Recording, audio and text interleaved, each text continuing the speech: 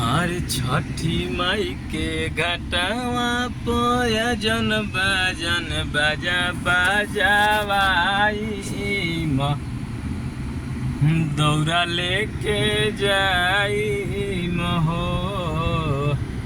आया चारा पलौंडा नाचवाई मत बबुआ के भारा उतरवाई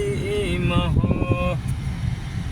अचारा पलौंडा नाचवाई के भारा उतराई महो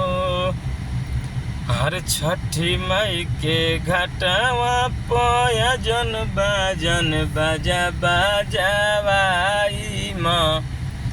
कोसी भरावाई महो